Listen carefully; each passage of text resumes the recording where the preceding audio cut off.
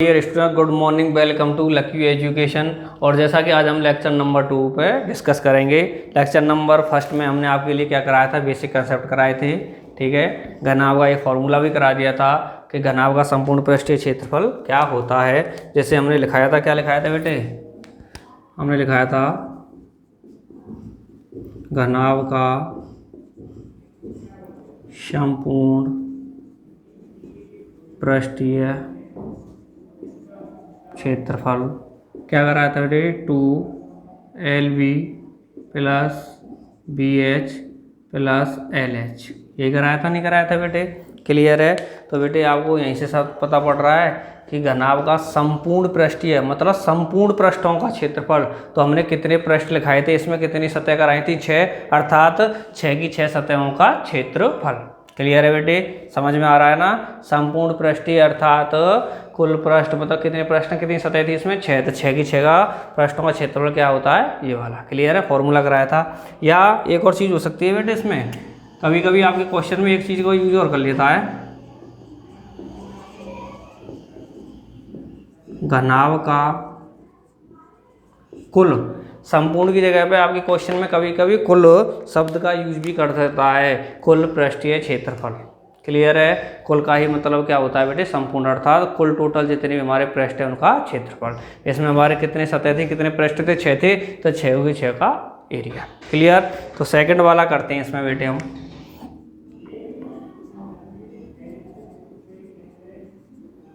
घनाभ का पास पृष्ठीय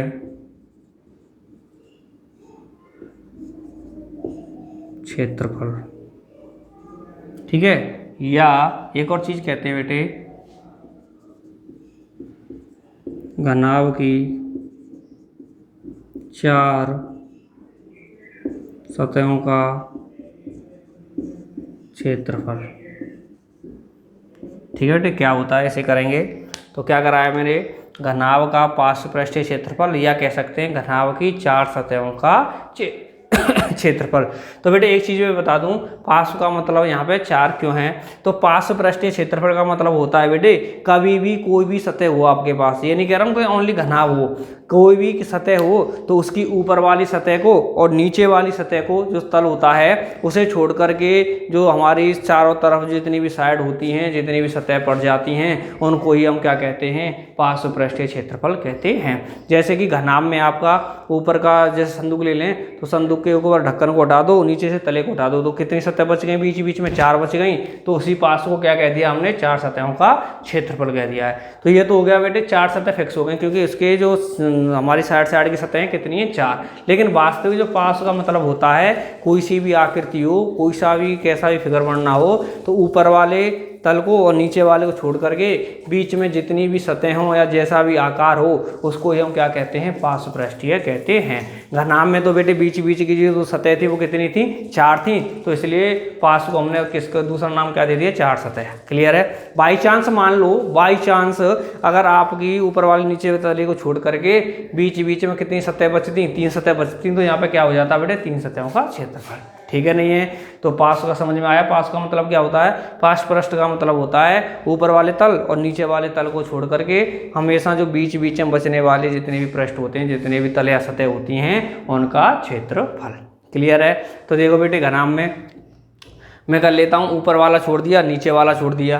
क्लियर है। अब मैं ले लेता हूँ बेटे आगे सामने वाले का, ठीक है, बीच बीच में जो बच रहे हैं। तो देखो क्या करता हूँ मैं इस वाले का लेता हूँ बेटे, इस वाले आगे वाले का। ठीक है, तो इसकी जो लंबाई है वो कितनी L है, और इसकी जो ऊंचाई है बेटे इसी की ऊंचाई के बराबर होगी कि नहीं होगी, होगी कि नहीं होगी बेटे। ये ऊंचाई तो चारों जो खम्भ से बन रहे हैं, ये चारों वाले, तो ऊंचाई तो हमेशा एक ही रहेगी। इसकी जो ऊंचाई है, ये ऊंचाई कितनी हो गई H, और लंबाई कितनी हो गई बेटे L। तो इस वाले पृष्ठ की जो क्षेत्रफल है आगे वाले का, वो कितना होगा क्षेत्रफल बेटे, L इंटू H। इसी तरह बेटे ये आगे वाला पृष्ठ है, तो जस्ट पीछे वाले पृष्ठ भी सेम होगा, तो क्या हो जाएंगे बेटे, 2 पृष्ठ हो जाएंगे, दोनों का कितना हो गया, 2LH। क्लियर। अब लेता हूँ बेटे साइड वाले का, क्योंकि बेटे मैंने ऊपर और नीचे वाले तो छोड़ दिए, और नीचे वाला नहीं लूंगा बेटे, ना ऊपर वाला। ठीक है, कौन से, ओनली साइड वाले। तो मैं लेता हूँ अब बेटे इधर की साइड वाला।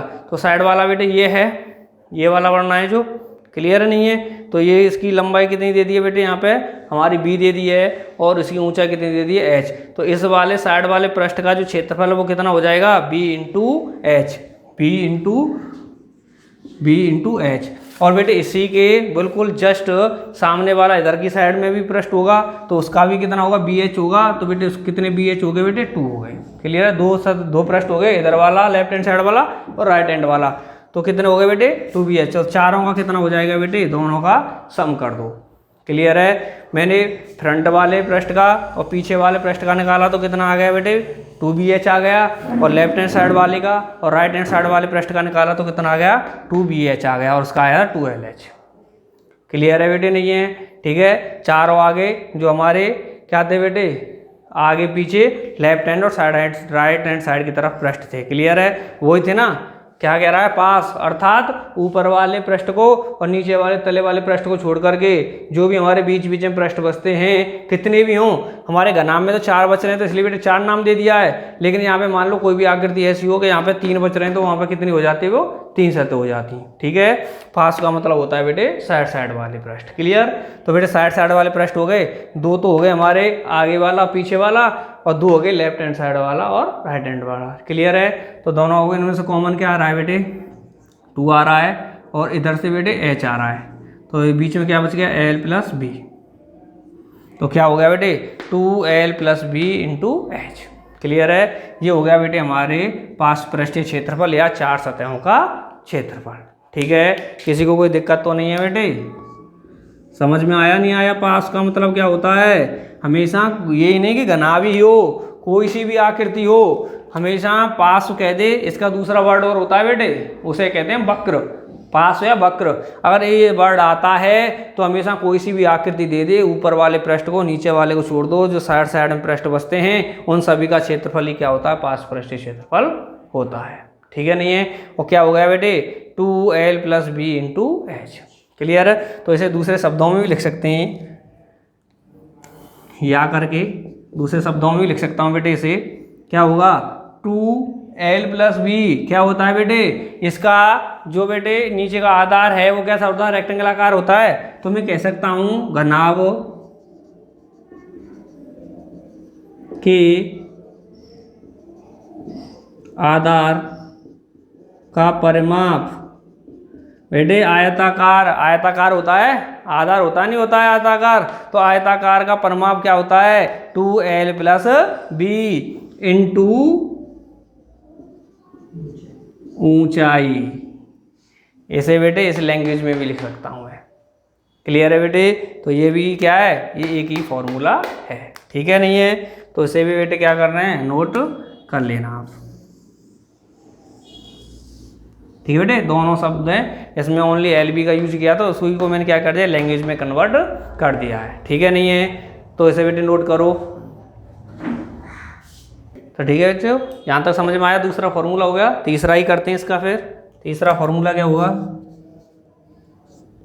तीसरा अब कर लेते हैं बेटे पार्श्व पृष्ठीय। तो क्या कह दिया हमने, पार्श्व पृष्ठीय अर्थात चारों तरफ के पृष्ठ कितने थे, 4, तो 4 सतहों को आ गया। अब कर लेते हैं घनाभ के 5 पृष्ठों का क्षेत्रफल। तो देखो बेटे क्या हो गया, घनाभ के 5 पृष्ठों या सतहों का क्षेत्रफल।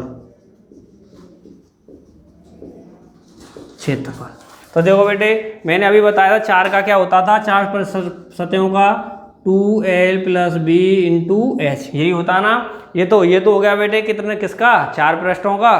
तो बेटे मैं क्यों ना इसी में एक पृष्ठ का क्षेत्रफल और जोड़ दूं, जोड़ने का मतलब है प्लस कर दूं। और एक पृष्ठ का बेटे, हमेशा इसके पृष्ठ कैसे होते हैं, आयताकार होते हैं, तो उस पृष्ठ का क्षेत्रफल क्या हो जाएगा, l इंटू बी। क्या मान लूँ, l इंटू बी है। अर्थात 5 पृष्ठों का पूछ रहा है, 4 का तो मैंने पढ़ा था अभी बेटे तुरंत कि 2l plus b into h होता है। उसी में मैंने बेटे एक और पृष्ठ का क्या कर दिया, क्षेत्रफल ऐड कर दिया, कितना, l इंटू बी।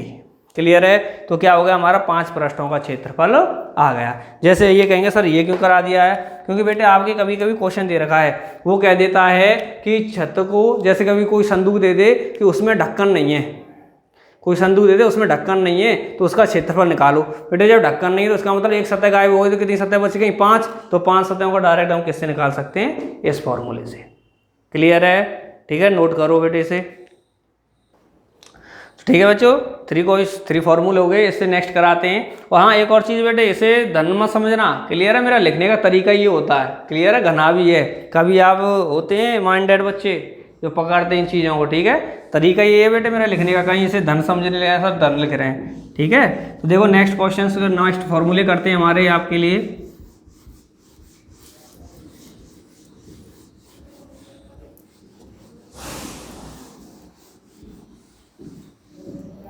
तो देखो बेटे नेक्स्ट फॉर्मूला है आपके 4 वाला। ठीक है, कौन सा है? 4 वाला है। इसे लिखते हैं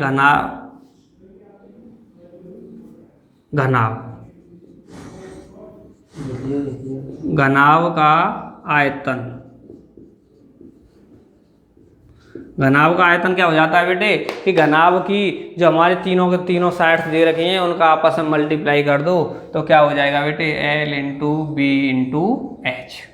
क्लियर है कि घनाभ की तीनों साइडों का मल्टीप्लाई आपस में कर दो तो वही क्या हो जाता है? घनाभ का आयतन हो जाता है। या एक और वर्ड में लिख सकते हैं बेटे, घनाभ का आयतन, घनाभ का L इंटू बी, आधार का क्षेत्रफल।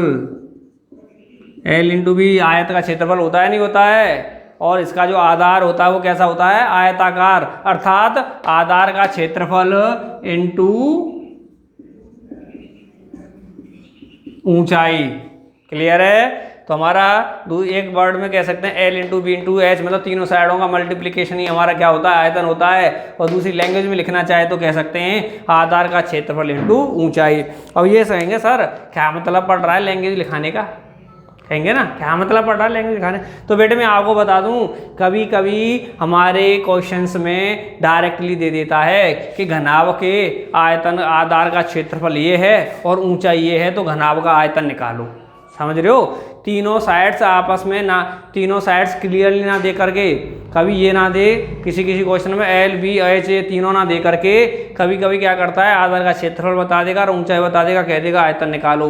तो बेटे ये लैंग्वेज ही हमारी काम में आती है। ठीक है नहीं है?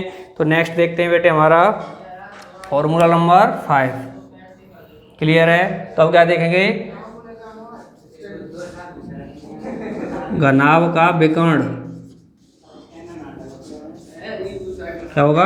घनाभ का विकर्ण। तो बेटे ये क्या होता है? ये होता है तीनों साइड्सों के स्क्वायर का सम। तीनों साइड्सों के स्क्वायरों का सम और उसका अंडर रूट। क्लियर है? घनाभ का विकर्ण। बेटे अब कहेंगे सर इसमें इसकी क्या ज़रूरत पड़ गई बेटे? विकर्ण क्या होता है? तो मैं आपको बता दूं, कभी कभी किसी भी क्वेश्चन में आपसे ये पूछ ले कि एक हमारा रूम है, उसकी तीनों की तीनों साइड्स ये दे रखी हैं L B H, और इसमें हम कभी भी कैसी सबसे लंबी या सबसे लंबाई वाली कोई सी भी लकड़ी या छड़ रखी जा सकती है, तो उस छड़ की लंबाई कितनी होनी चाहिए, अर्थात कितनी लंबाई की छड़ अधिकतम रखी जा सकती है। तो उस छड़ का हम क्या निकाल सकते हैं बेटे? विकर्ण ही निकालेंगे, और विकर्ण निकालेंगे वही इसका क्या होगा? सबसे लंबी छड़ होगी। ठीक है बच्चों, इसके घनाभ के हमारे फॉर्मूले हो गए हैं, और मैंने बता दिया विकर्ण का यूज कहाँ करना है। जब कभी भी कहे कि किसी रूम में कितनी लंबाई की अधिकतम लंबाई की छड़ रखी जा सकती है, तो बेटे क्या निकालना पड़ता है? उसका विकर्ण। क्लियर है?